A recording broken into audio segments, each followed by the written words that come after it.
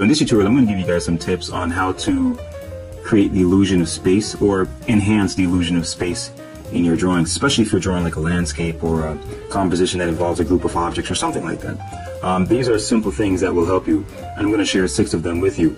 Of course, you know, the main system or strategy that people normally use in terms of depicting three-dimensional space involves a linear perspective, and I'm going to do a series of tutorials on that as well.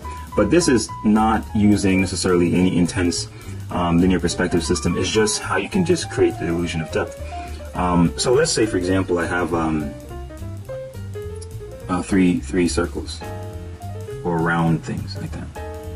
Okay. So what I'm going to do is I'm going to show you an example on this side. But here I'm just going to list the different strategies just using these 3 little round shapes.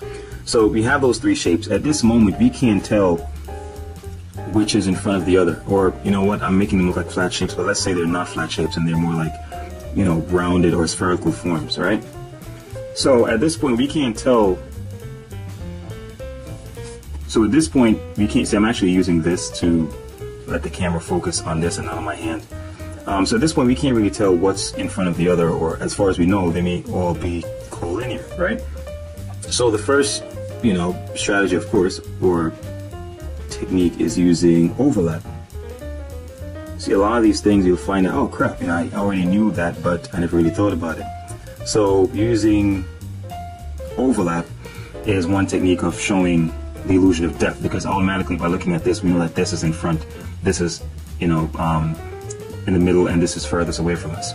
Then the next one is, and these are not necessarily in order of importance, I'm just listing them as they, you know. Now is diminution or size, decreasing the sizes.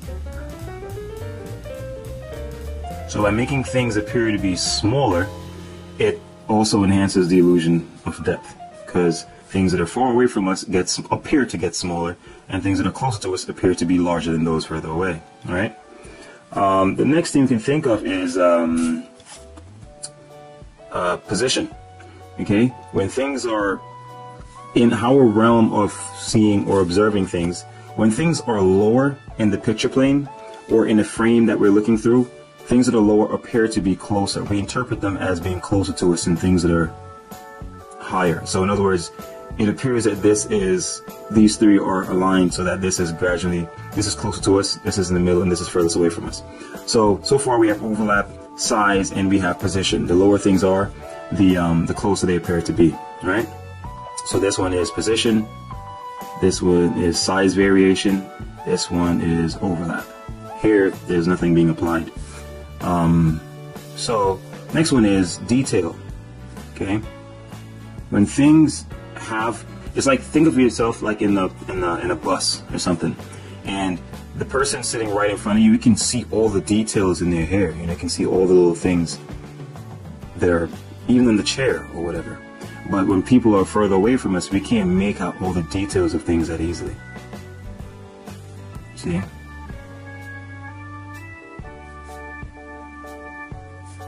So details become more sparse when things tend to move away from us. Now the other one is contrast. What I mean by that? So say, for example, this is a solid black. Half of this is a solid black. Half of it is a solid white. See, it's black and white. It so happens that when things are closer to us, the contrast between values appear a lot more drastic or dramatic or significant.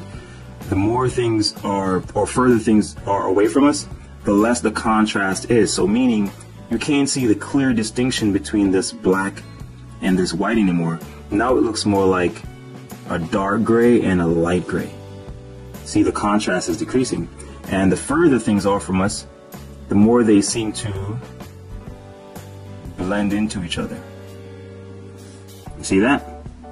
I'm showing that the contrast is decreasing. Here you see flat black and white. Here you see like a dark gray and a lighter gray. Here it's like gray and gray. And if you were to take it further, both would be almost indistinguishable. See that? I'm actually making them seem as if they're going away from us just by doing that. And lastly, and I think, you know, this is very, very important, because when you're drawing things, is just to include a background line like this. See that? That could actually translate to be the horizon, but it doesn't necessarily have to be that.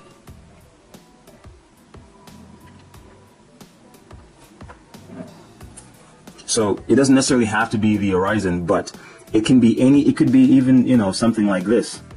You know, whatever it is, like a mountainscape or something like that. But just doing that, see, notice that it makes the objects look like they're actually somewhere and they're on the ground. And that's the important thing, because it helps to give things a sense of position. See, these look like they're floating, but once you put a background line, they sit. So that's very important, all right? So those are 6 simple strategies that you can apply. Now what I'm going to do here, I'm going to draw like 3 rocks. I'm going to draw 3 rocks and apply these 6 principles, and you'll see how, you know, they create that illusion of depth. Okay, so let's say we have let's draw a rock here. And again, even with drawing these rocks, you're going to see how I just start with, you know, using basic forms. Okay, you can draw one, say draw one here. I'm going to try to make them a little similar so they can.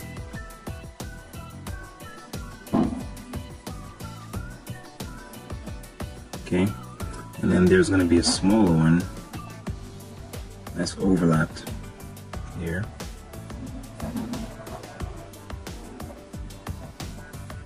And then I'm going to make this little tiny one up here.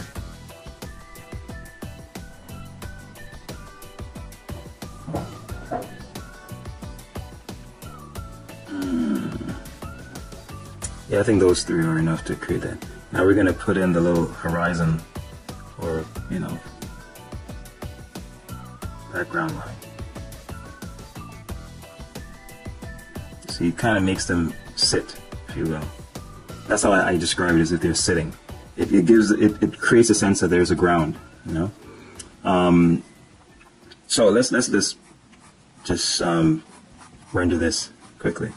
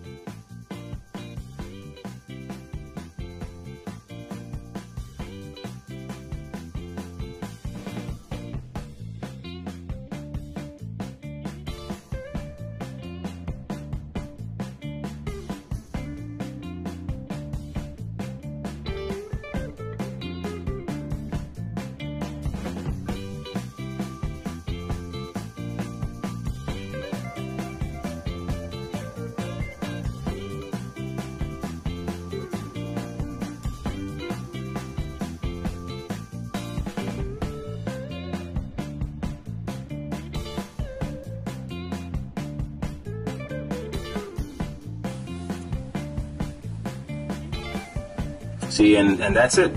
You know, so notice that I put in a lot of details there, and, you know, put in a lot of information that we generally associate with when we see things that are up close. See, and by doing that, it appears a lot closer than things that are in the background.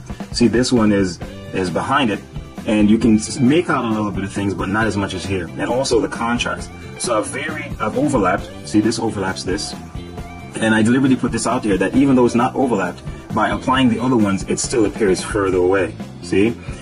So by making it smaller and higher, I'm implying that this is furthest. And see, they gradually get higher as they go further away from us. And in the contrast, see the black, dark, and white. You can see the strong contrast here. Here, there's contrast, but not as much. And here, it's like all blurry. You can't really make out what's going on.